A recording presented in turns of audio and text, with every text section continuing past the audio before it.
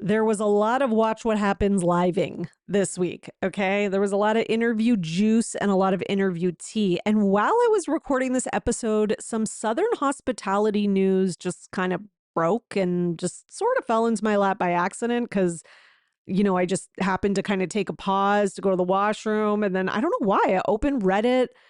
It was like kismet. And there was a story about Bradley from Southern Hospitality that I think is worth sharing. So, yeah, so check that out for sure. And, the Salt Lake City women have a lot to say lately, especially after the most recent episode with their attempted takedown of Lisa Barlow. So, there's a lot on that, a lot on Potomac, a lot on Orange County, but we also have some RHONY news. Andy sat down for an interview on Call Her Daddy and gave us some tea. So, a lot of good stuff today. And I hope you enjoy this episode. Welcome to the Bravo Papers, a safe space for all us Bravo fans who love to analyze, deconstruct, and talk about our favorite Bravo shows ad nauseum. So join me, Bravo and Botox, and we'll catch up on all the Bravo news and read way too much into our favorite shows and Bravo celebrities.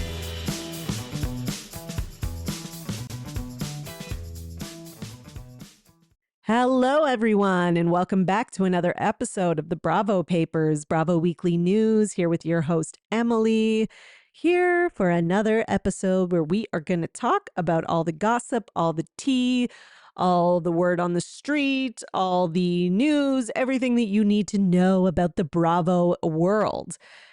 My apologies for my weekend episode. Again, I'm trying to move these up, but something keeps happening, okay? Things keep going on. First, my cat got neutered, and that was way more high maintenance than I could have ever imagined. I felt like he was mad at me, so he kept like peeing outside of the litter box. Then I got strep throat. And then on the more positive string, the Toronto Blue Jays are in the World Series. And I'm not going to lie, that's been taking up a lot of my time. As many of you know, I am from the Greater Toronto area and am, of course, a Jays fan. So I have been watching, and they are in Game 7 tonight. So very exciting. Hoping for that win, of course. Last time the Jays won the World Series, I think I was in like grade 3 or 4.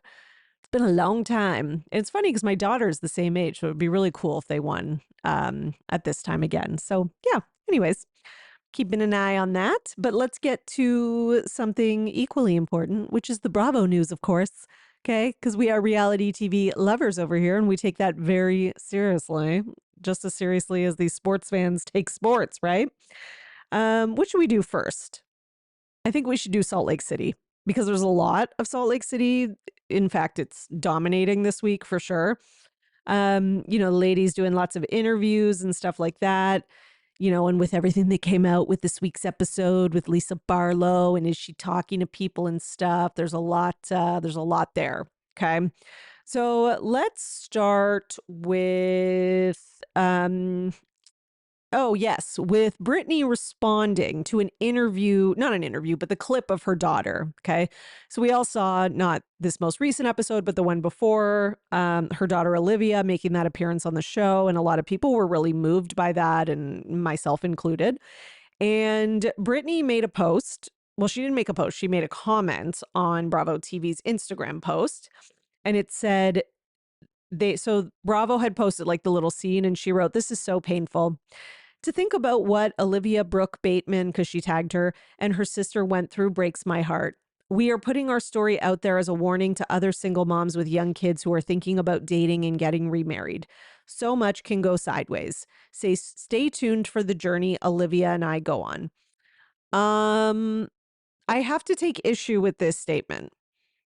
Not because anything that Brittany here said is necessarily wrong, but like she's saying it in a way that is so detached from any sort of responsibility.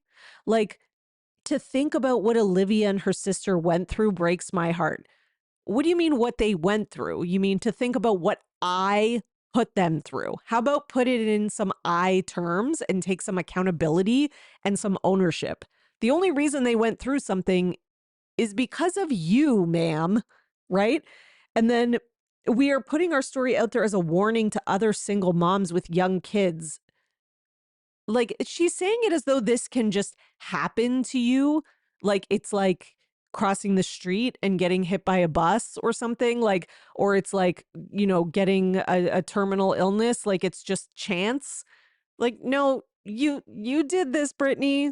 Okay. Like, this is not this lack of ownership and lack of accountability is just like, it's not doing it for me or anybody else. Like, ridiculous. It's just, and it's just, I'm sorry, it just kind of shows, like, to me, that as much as, like, I hope Brittany can learn something, I hope that for Olivia, for her sake. But based on what I see here, it's not happening. Okay, so we also have Angie on Entertainment Tonight. So she did an interview with ET, and she talks about the whole soup man slash suit man. Only in the Bravo world do you have stuff like this, soup man slash suit man rumors. And she says Lisa needs to come with facts instead of throwing out lies. She also talks about how Lisa told her to dig up the dirt on Meredith and shared negative information about her, so Angie would have it in her back pocket. Okay. So Angie also says that she has had opportunities to use the information against Meredith, but chose not to because she doesn't want to stoop that low. Okay. Agree. Although you are kind of using the information like to go against Lisa, just not Meredith. But that's Lisa's fault because, yeah, she gave that to you. And here's the thing. I think there's a lot of evidence and a lot of arrows and fingers that can be pointed towards Lisa here. And I think, and I talk about this on my Patreon recap of the Salt Lake City episodes. If you're interested, go to patreon.com/Bravo and Botox. I definitely think that Lisa is guilty when it comes to like telling people, maybe go get this information from here. Here's where you can find it, like keeping things in her back pocket. I do think that they all do that to a degree. It does seem like, based on the cast consensus, that maybe Lisa does it more, quote unquote. But, that being said, I wouldn't say any of them are completely innocent of that. I think some of them are just maybe some of them are better about it, but I don't think any of them has a completely clean, innocent slate when it comes to this kind of stuff.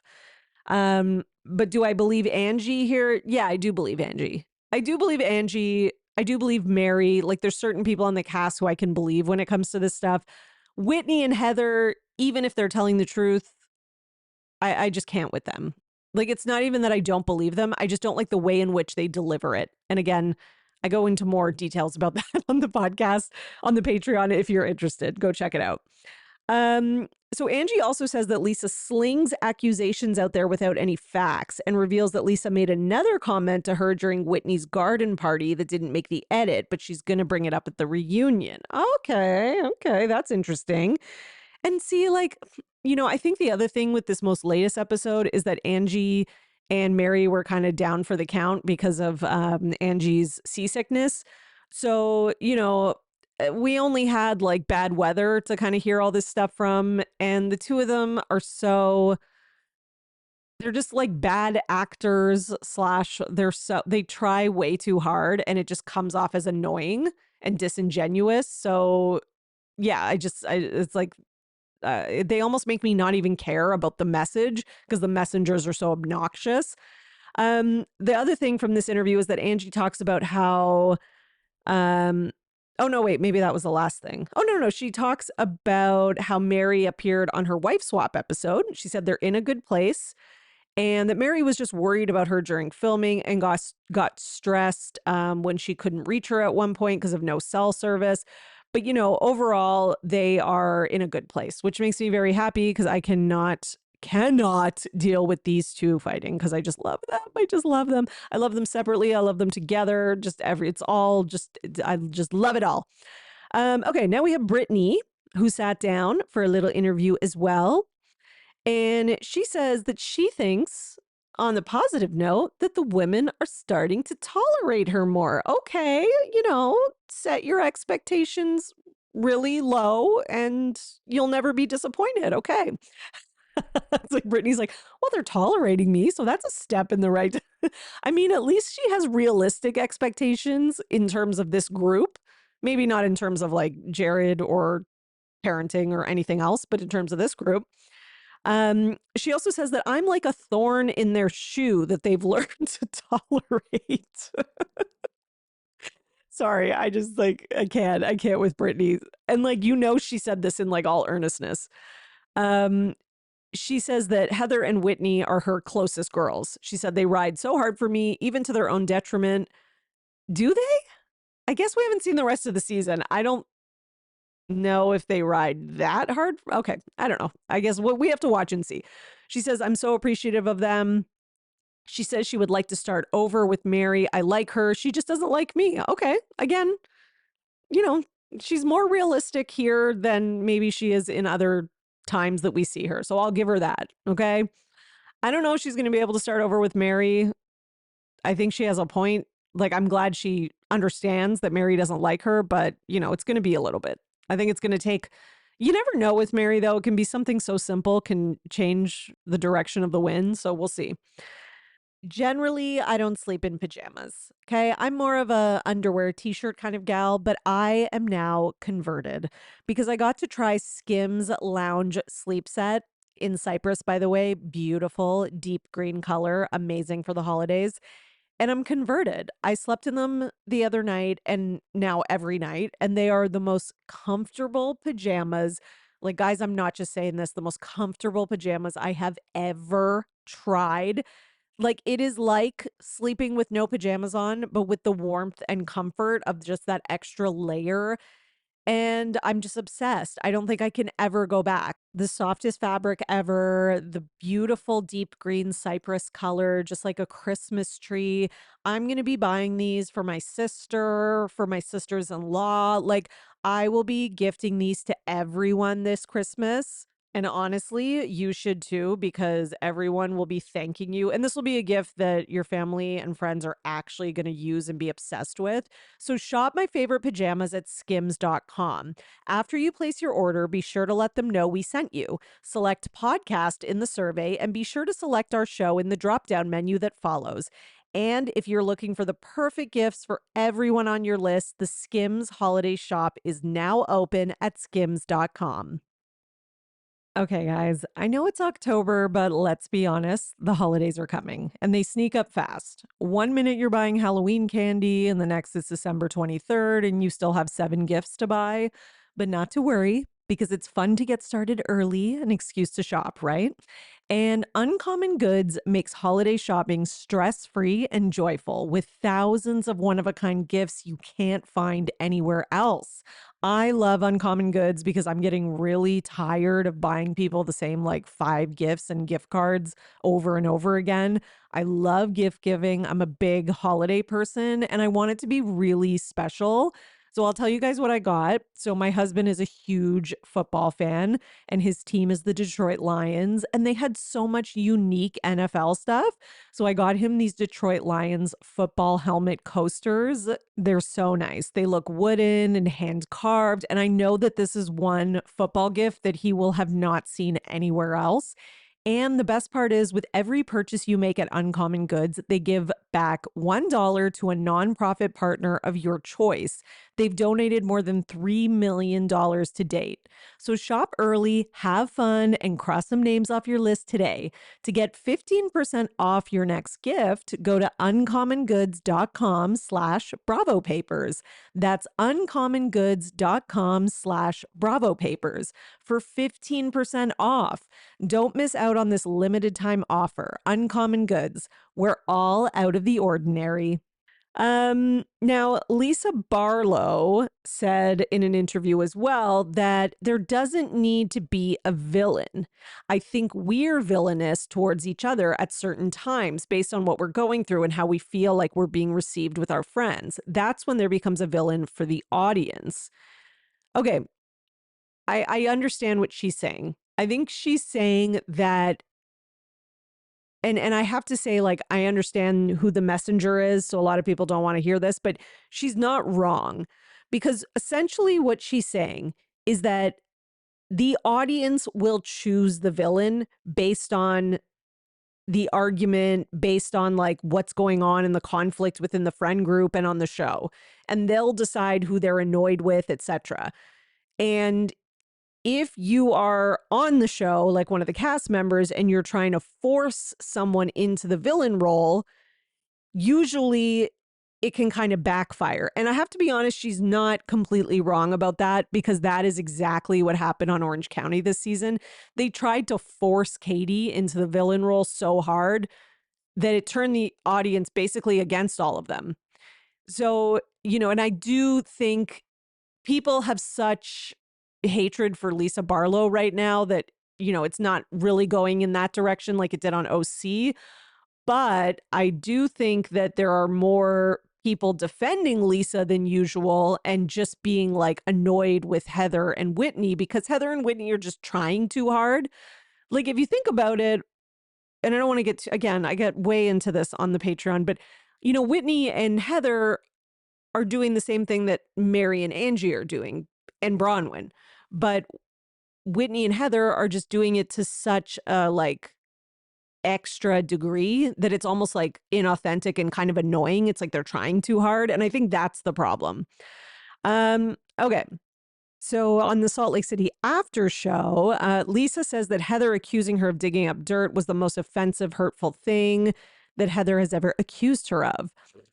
I mean, it does seem like Lisa is affected by this based on something I saw on Watch What Happens Live, which I will also talk about in a little bit. But one thing I will say is that, I do think that Heather did a little bit of a bait and switch, in the sense of I do think that Lisa believed that Heather was on her side, but she was never on her side. I do think that happened.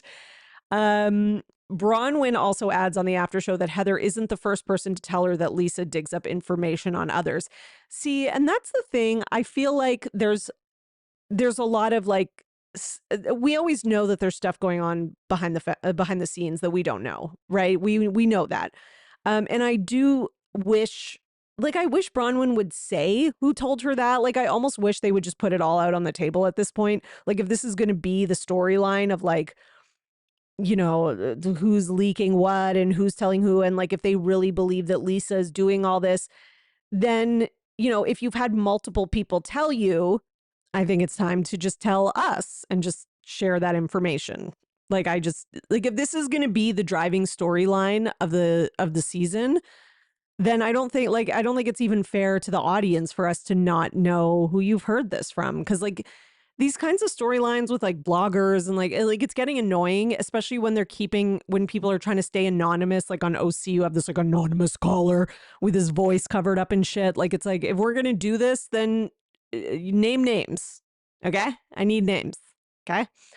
Meanwhile, Lisa Barlow was on Watch What Happens Live, and after this week's episode, okay, and a few snippets from that, she said that her defensiveness at the dinner was not out of guilt, because initially, or at the lunch, I should say, because initially when they sat down, Bronwyn basically accused Whitney of doing this, saying that she heard Whitney did it from Dana Wilkie, $25,000 Dana, I guess. Okay, Dana Wilkie, $25,000. Did you hear?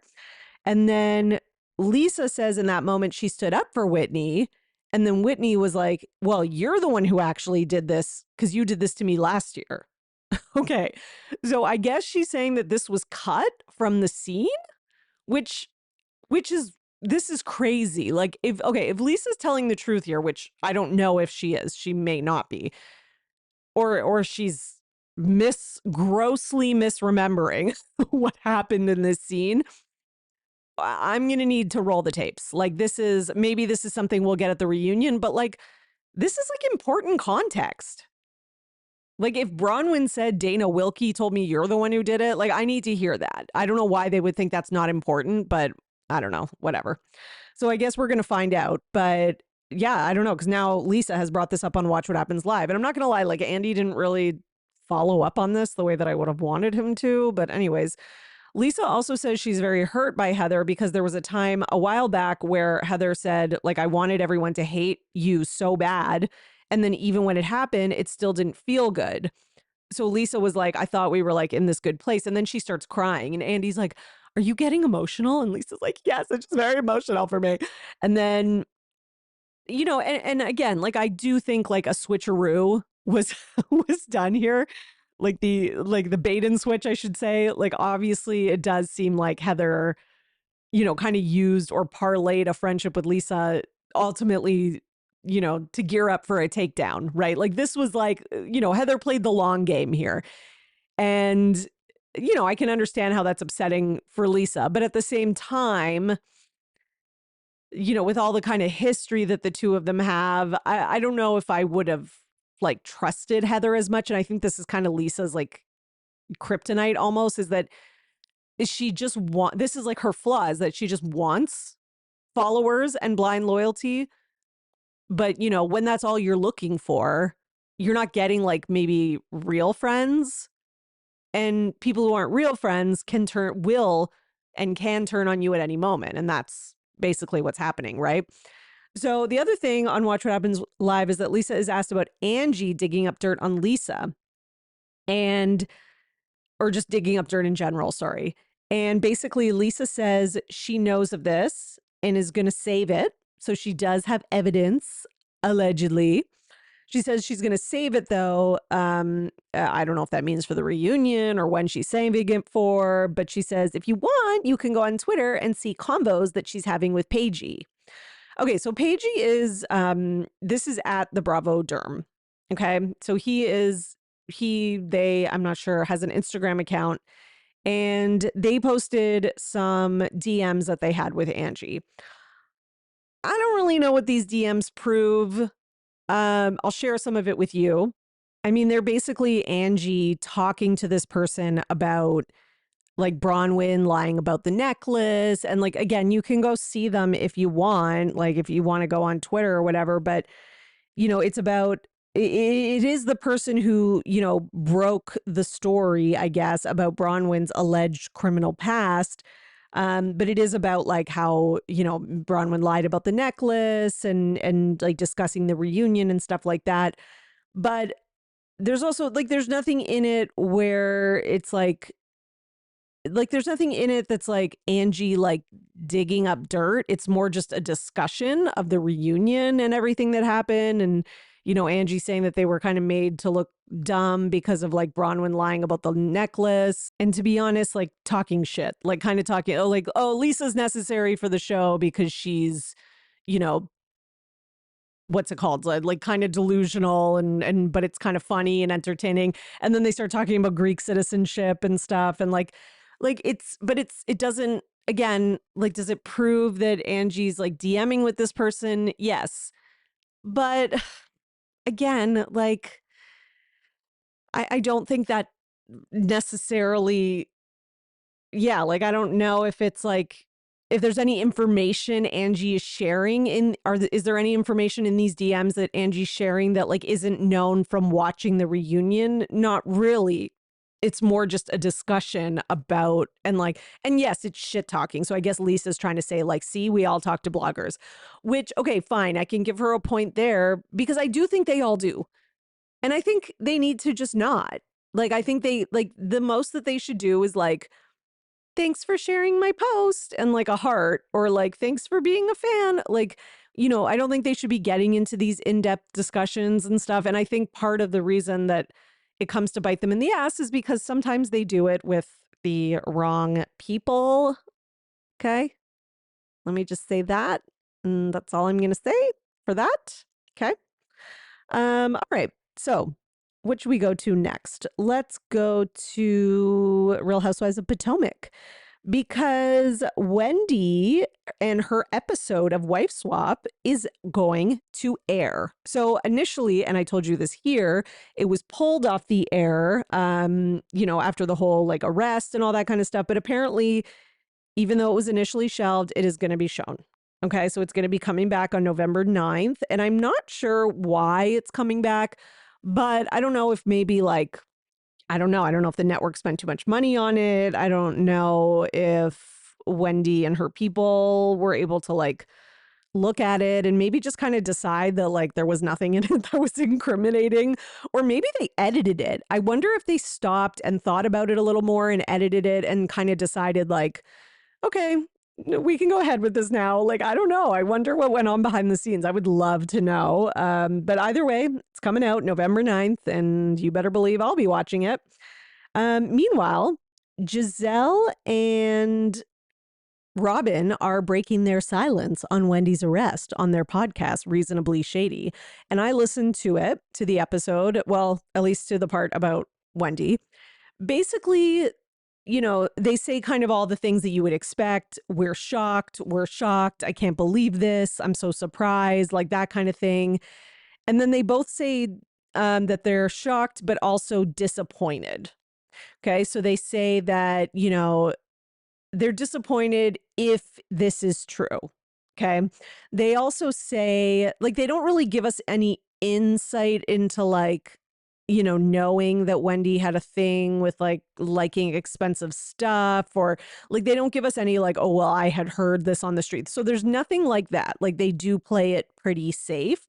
But what they do say, like they do talk about like the evidence, and they do say that they're just like so surprised that anyone would think that they could get away with this. And then, you know, Giselle's kind of like, I don't understand why this would be worth it, like to risk your, you know, family and freedom for like basically material things. Like, you know, it just doesn't make any sense. And you know, Robin's kind of like, well, what other reason is there, right?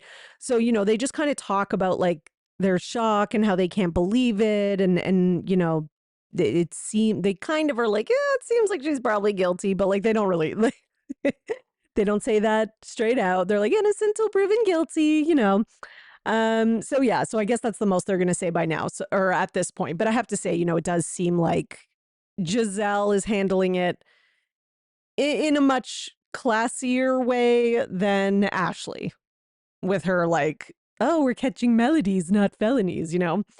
Meanwhile, Stacey Rush, our queen and mother of QVC, was on Watch What Happens Live and says that she actually did see Wendy. Andy asked her, and she says, I just saw Wendy a few days ago. She said it was really emotional. She said they broke down crying and they held each other. I was like, damn. And that she can't wait for Wendy to tell her story. Okay. So it seems like the two of them are close. And, you know, obviously, if Stacey went to see her, that must be like, you know, they're in a good place. Stacey also says that technically, when she was asked about the whole cannabis line, Andy asked her that. She says technically she didn't lie about the cannabis line because at the time when she was asked, she didn't have one. Okay. She says that many people come to her with like ideas, and you can be in talks about something and have meetings, but it doesn't mean that you have it. She says that now she does, and that she's tremendously proud of herself. And then, which, I mean, she's getting off on a technicality, but I think she knew the cannabis line was going to be like, I just think she knew it was going to be coming. But Andy's like, I find you effortlessly, or sorry, not effortlessly. He goes, I find you endlessly entertaining. And she's like, really? She's so funny. I did a Twitter roundup of a bunch of her QVC clips. They are hilarious, and she liked it. So I was like, yes. So yeah, check that out. She also says that her husband is not mad about the whole TJ thing, and that she's a very private person. So yeah. All right. So that's good to know. So I guess that means her and her husband are still quote unquote dating. I wonder if they're going to get remarried. Maybe they're going to pull like a Nene and Greg and like get remarried on the show. I mean, it was a little different because Greg was like a character on the show. Like he was on the show all the time. And this guy, yeah, doesn't seem, he's not quite as charismatic, nor have we seen that much of him, I guess, to say the least. Okay, let's go to some Orange County news. First of all, we have Gina on Watch What Happens Live. And a lot of people taking note of Gina's style and look, by the way, because she looked great on Watch What Happens Live. It looked fantastic at the reunion. And people are like, did Gina get a new stylist? And I'm like, well, maybe she just got a stylist because I don't know. Like, I feel like she was doing it on her own. That was not working out. Either way, whatever she's doing now, keep doing it. She finally looks like a housewife and not a disaster. So she was on Watch What Happens Live and said that she didn't, and by the way, what she's about to say is much different than what she was saying on the finale. So brace yourself. She said she didn't feel set up by Tamra. Okay. Because she knew Tamra was going to bring it up in retaliation to Gretchen. And when you hear something like that, who cares where it came from? Yeah, I mean, that was kind of like what you said initially. And then when you guys brought it up to Gretchen and then slept on it the next morning, you were like, this is all because of the tit for tat. And then you had this anonymous whoever who called in to be like, Tamra's been feeding information. And by anonymous, I mean, I don't know. I think it's Slade, but that's just my opinion. But if you want to hear more about that, go to my Patreon. But then she says, but now she's saying that because she was all pissed off at the finale. She was like, I'm not your minion, Tamra. But now she's like, no, I don't feel like I was set up. Gina, the Gina changes her perspective and opinion about things like as often as the wind blows. Like it's just like she really sways her opinion to the audience. Like I've never seen anything like it. Even at the beginning, like we watched the season, she was so anti Katie. And then the audience was like not buying into the Katie being a villain thing. And then all of a sudden it was like, okay. Then Gina was like, wasn't that big of a deal. And I've kind of moved past it. It's really Shannon who's holding the grudge. Like she just like, I can't take her seriously. I just really can't. Cause it's like, what is your real thought?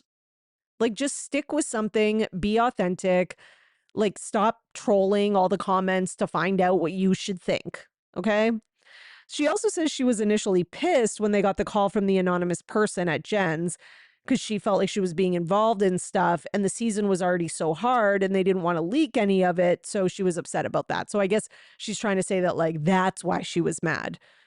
No, you said you were mad because you were used like a minion by Tamra.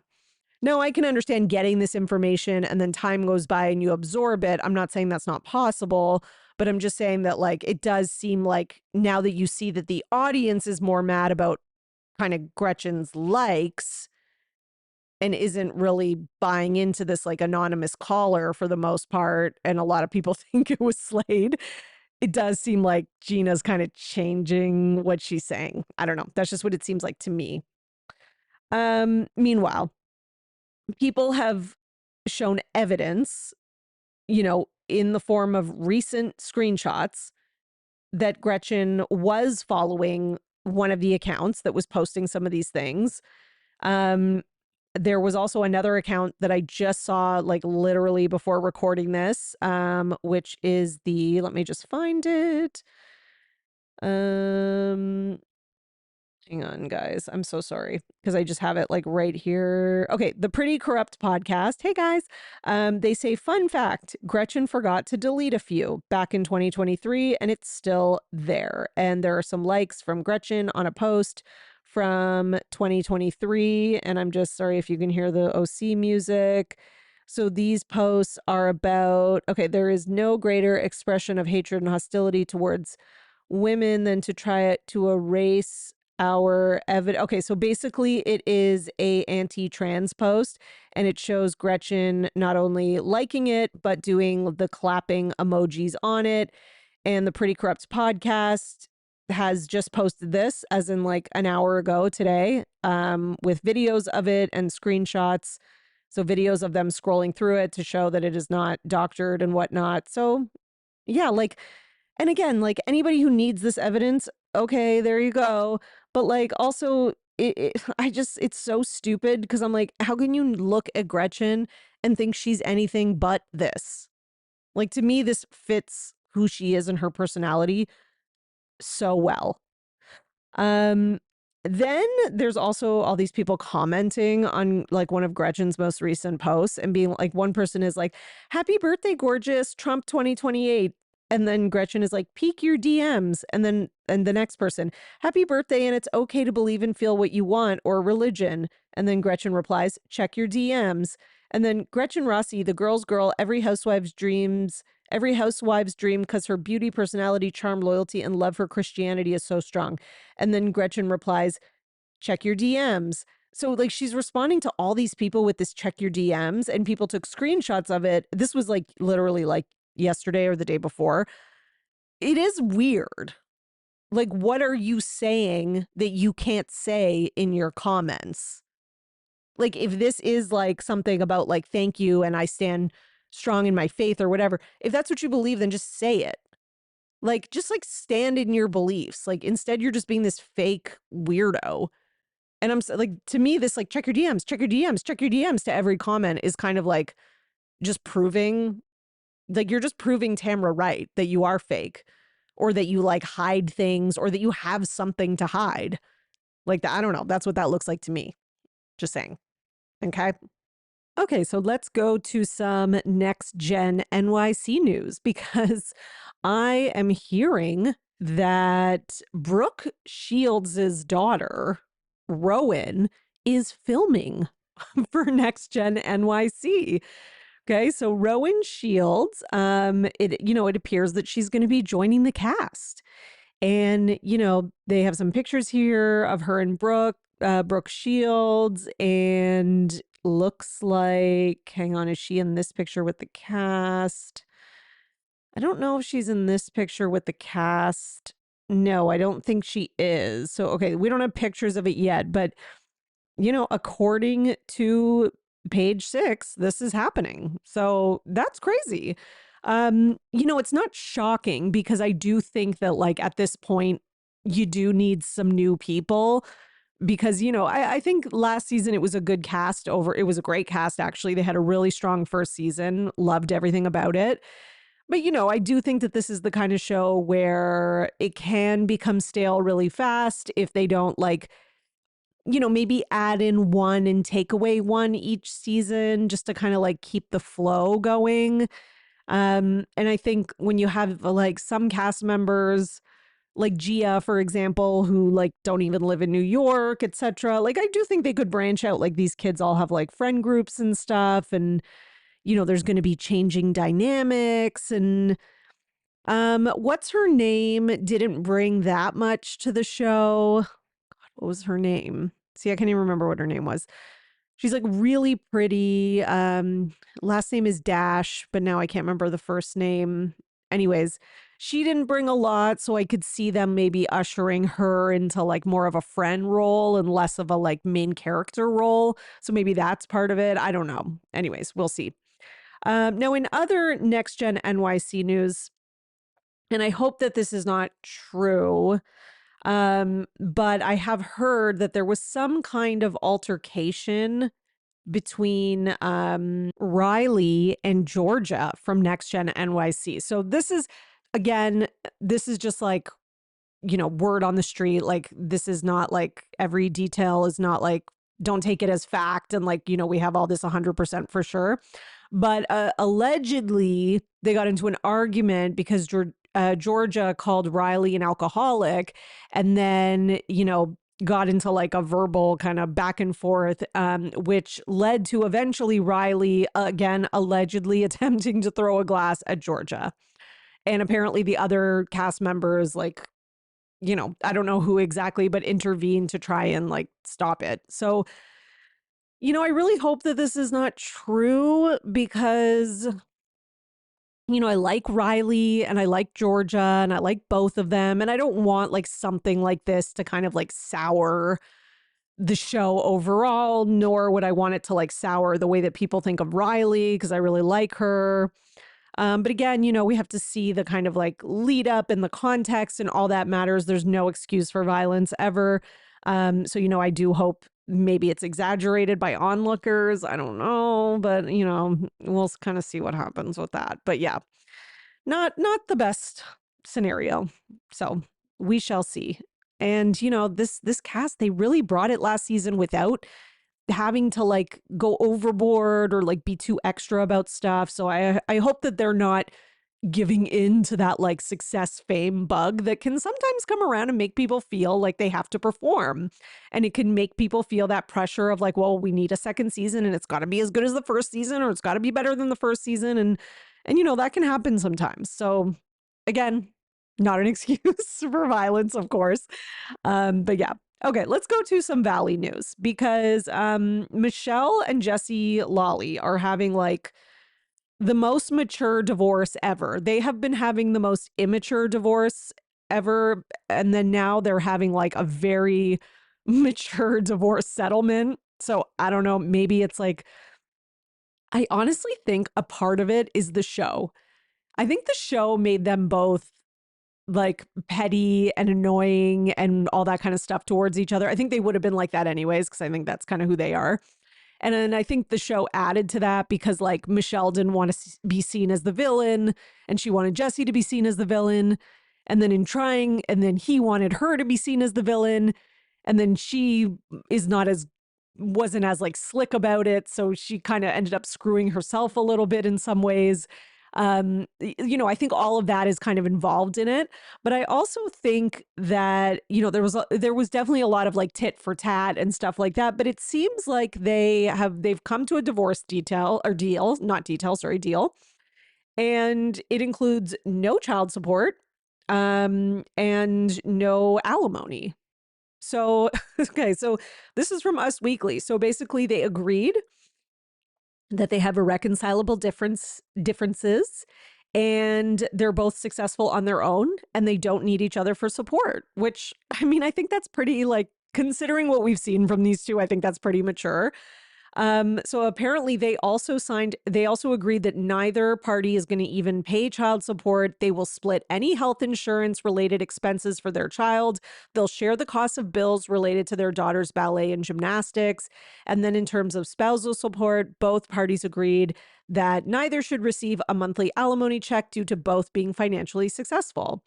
And, quote, taking into consideration all relevant facts and circumstances of the respective parties, neither spouse seeks or requires of the other any permanent spousal support now or in the future. Due to the respective financial circumstances of the parties, this absolute and irrevocable waiver of spousal support is fair and equitable. Each party acknowledges that he or she is healthy, gainfully employed, and are fully capable of supporting and maintaining oneself, and does completely waive the right to obtain spousal support from the other. Okay. So they also noted that they owe a low six-figure sum on a loan that they took out together. And they've agreed to split that bill. The monthly payment on the loan is $1,472, which they will both pay a portion of each month, which, I mean, that seems like nothing when you think about like Brittany and her like $18,000 a month mortgage because of Jackson. It seems like chump change. Like I know for a lot of us, it's like, holy shit, like I can't imagine having a loan of that magnitude, like where, I mean, I can because like I have a mortgage, obviously, but I can't imagine like in addition to like your mortgage, you also have like a $1,400 like loan payment. That is wild. But, listen, here's the thing. It is in their best interest because they are on a show together. They are both gainfully employed. The show is doing really well. I'm sure they're both going to be on the next season for sure. At least Jesse is. And, I think it just kind of hurts them to keep going at this in any way, so I think this is a good move. Surprising because usually Bravo people are not this reasonable, but good move nonetheless. Good move. Okay. All right, let's go to some RHONY news because Erin Leachy was on Watch What Happens Live. She was actually on the same night as Lisa Barlow. And she was asked about, has she spoken to Bryn, any contact there? And she said no. And actually, Bryn blocked her on social media. And Andy was like, oh, she blocked you like after the reunion. And Erin was like, no, just like a few days ago. So, okay, I guess things aren't going well there. I mean, not that I think it matters. I don't think Bryn's coming back to the show in any way, shape, or form. She also mentioned, and also welcome to the club, Erin, the Blocked by Bryn Club. I'm in it for sure. The other thing was that she was asked, is she still in contact with Uba? Yes, she says they're still very close. And she believes that she will be attending her wedding, etc. But she doesn't know really anything about wedding plans or anything like that. And the other thing she said was that her friendship with Lindsay Hubbard continues. And, the two of them that, were just hanging out the other night and they really like each other. And yeah, so I don't know. I don't know if that, is there going to be a Summer House spinoff and will Aaron appear on that? Or is there going to be a RHONY and Lindsay will be on that? Like we've heard there's going to be this Summer House spinoff. It was like announced, but then I haven't really heard anything since then. So I am kind of curious about that. I would like that. Either one. Just give me like, I do think that something with Amanda and Lindsay needs to happen because I need to see. I've invested so much. I know they're going to be on the new season of Summer House, but I've invested, as much as I'm sick of it, I've invested so much time in Kyle and Amanda's relationship. So it's like, I need to see how it's going to play out. Okay. They can't like get divorced in like 5 years and, they're not on TV and we all have to just like speculate about it on the internet. Like, I need to watch and I'm not saying they're getting divorced 100%. I'm just saying like whatever happens, I need to see it. Okay. I've put in my time. Let me reap the benefits of my time. Okay. Okay. Meanwhile, in some just kind of general Bravo news, Andy Cohen was on the podcast, the very popular podcast, Call Her Daddy. And I have a few snippets of things that are actually, kind of noteworthy from that interview. So the host asks Andy who the thirstiest Bravo celebrity is. And he says, well, I'm going to say, and I mean this with total love, and I love her, Brittany from Salt Lake City. I disagree with him, though. I think Sheena is. Brittany, I guess, like, Brittany doesn't deny that she's thirsty. Like, she's, like, kind of, like, proud of it almost. So yes, in that sense, like Sheena kind of tries to play it like she's not thirsty, even though she is. But I still think Sheena's a little bit more thirsty than Brittany. I do. I'm sorry. The other thing is he is asked what really went down between Caroline Manzo and Brandi Glanville. And Andy says, if it were up to me, you'd be seeing the entire thing. I'd like nothing more than for everyone to see that. There are situations where it's in the network's hands and not mine. Okay. I mean, that is kind of a way of him like getting away with no responsibility. But that being said, I do think that's the truth. Like, I think when you have like a legal matter like this and it could like look bad for them, etc., I do think that's out of his hands. He's also asked about Wendy from Potomac and the home invasion. And, do you think she faked the home invasion? And he says, I'm really very strongly hoping that this doesn't turn out to be anything. Yeah, keep hoping, Andy, because I think it's going to turn out to be something. I'm sorry. I don't think we're going to see like there's nothing. It was all just a big misunderstanding, guys. Nothing to worry about. I don't think that's happening anytime soon. Okay, we also have some actually Southern hospitality news that is kind of like breaking here. Like literally like as I was on here, as I was on here recording, this came up and popped up on my phone and I want to cover it now because I think it's worth covering. So this is in relation to Brad Carter, who we know from Southern Hospitality. He's a personal trainer, etc. Goes by Bradley, though. I should say that. Sorry, because that is what he goes by on the show. I don't know why. I haven't watched Southern Hospitality in a while. We need a new season, by the way, just side note there. But this was posted on Reddit, but it is a screenshot from the Charleston Girls Group posted by an anonymous member. And this is what it says. Heads up, girlies. Brad Carter, so Bradley, personal trainer and Let's Run CHS founder, recently filmed a 50-year-old woman without her permission in the HYLO open gym and posted her to his Instagram story making fun of her. Cancel and unfollow. Okay. Then the member posted to clarify the screenshot. Brad posted the video of the woman on the treadmill walking on an incline. He then posted the caption, "She obviously didn't see my post about why this isn't doing shit," and then panned to a selfie of him laughing. His coworker responded immediately. Lucky for her, she doesn't need your help because the woman is in great shape. Okay. So then, it shows screenshots from Bradley where someone had replied to his story and says, lucky for her, she doesn't need your advice. And he replies, lucky for you, HYLO didn't need yours either. And then the person replies and says, LOL for sure. Just don't be a douche to the nicest, fittest older women in town, K. And then he replied and said, glad we're on the same page. I was really mean and rude to her and everyone else that I come in contact with. Be so serious. You shouldn't be the one giving out lessons in morality. Yeah, I'm not even like sure what he means here. So I was really mean and rude to her and everyone else that I come in contact with. Be so serious. Okay, so I guess he's like being sarcastic. And then the person replied with a question mark. Not sure what that means. I'm just saying you shouldn't post videos of women you don't know on Instagram. Save that save that for your clients / hyping up your brand and all that. Okay.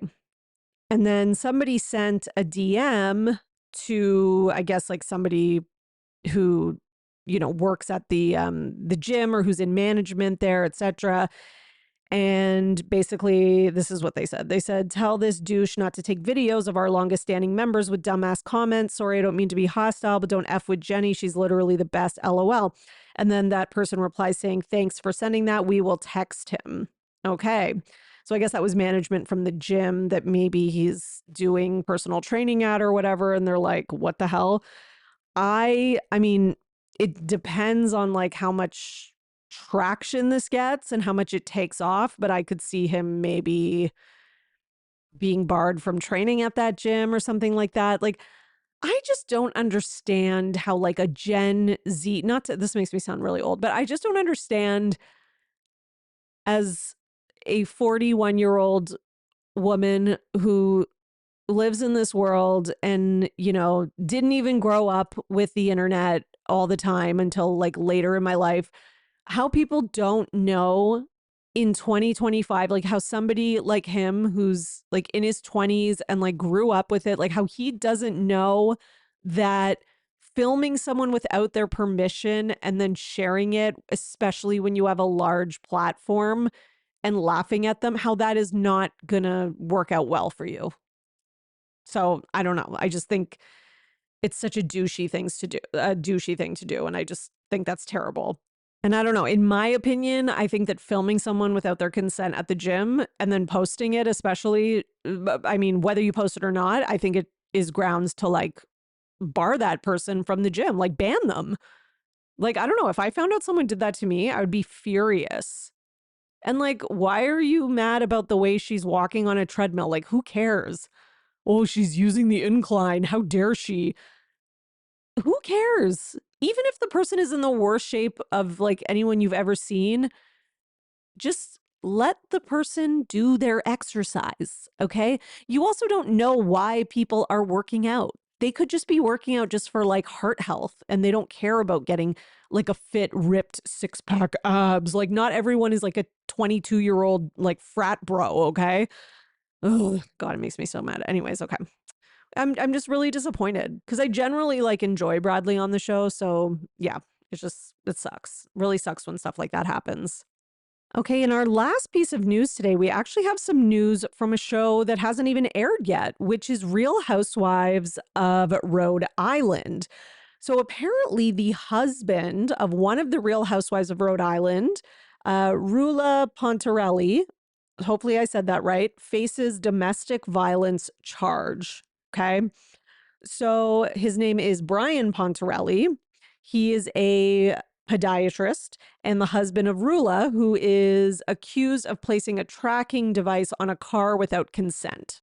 Sorry, I made it sound like she was accused of that. He's accused of that. He's the husband of Rula. Okay, so it's unclear. Okay, so according to the article, it's unclear if the tracking device was placed on her vehicle or someone else's. The exact details of the allegations were not heard as Pontarelli waived a reading of the details of the case in court. So Pontarelli's lawyer, William Murphy, told NBC 10 that the doctor, because he's a doctor, is a good guy, quote unquote. He's a professional and he's hoping to rectify the situation with his wife, and hopefully there will be better days for both of them ahead. The court documents showed that Rula, who is involved in the soon-to-be released Rory, filed a no-contact order against her husband. Okay. Listen, I think generally that if she is filing that and she says that, I'm going to believe her. I don't know her. I don't know him. I know nothing about them except for what I just read. But, I think if you suspect somebody is putting a tracking device on you and you actually believe that's possible, or you have evidence of it and you are having to put a no contact order into place, etc., that smells fishy and not good. And, I hope she's safe and that she can stay away from this guy, because more often than not, unfortunately, these cases can go in really bad directions. I mean, like, look at what we're seeing with Denise Richards, right? So, I hope it doesn't go in that direction and that she can get away from this person for sure. Okay. Okay, everyone, I think that's all we got for today. Not that that's like nothing, because we're at 51 minutes, but ish. Thank you so much for joining and for tuning in to hear the news with me every week. If you would like my thoughts on the episodes and my analysis and stuff like that, and I go quite depthy, that's not a word, but that's okay. When I do those, check it out. Go over to my Patreon, patreon.com/Bravo and Botox. I just put up an episode today, actually, where I talk about Potomac, OC, and Salt Lake City. And it's like, I think almost 2 hours long. So I had a lot to say about those shows. So yeah, go check it out. And you can buy individual episodes, or you can sign up for a month or a year or whatever you want. All right, everybody, you are now in the know for everything Bravo. See you next time. Bye. Thanks for listening, everyone. Your support really means everything to me, and this show wouldn't be possible without you, the listeners. So please, if you enjoy the podcast, leave a 5-star rating and subscribe so you don't miss an episode. For more, you can join my Patreon, patreon.com/Bravo and Botox. And for $5 a month, you'll get 4 extra podcast episodes a month. You'll also get early releases of Bravo Paper episodes and more. Please also subscribe to my YouTube channel at The Bravo Papers, and follow me on Twitter, Instagram, at Bravo and Botox, and at The Bravo Papers. If you'd like to buy me a coffee, you can at buymeacoffee.com/Bravo and Botox. Send your love through some much needed caffeine. And any guest that was on today's episode will be in the show notes, all their social media and contact information. So thank you so much, everyone. Keep overanalyzing Bravo.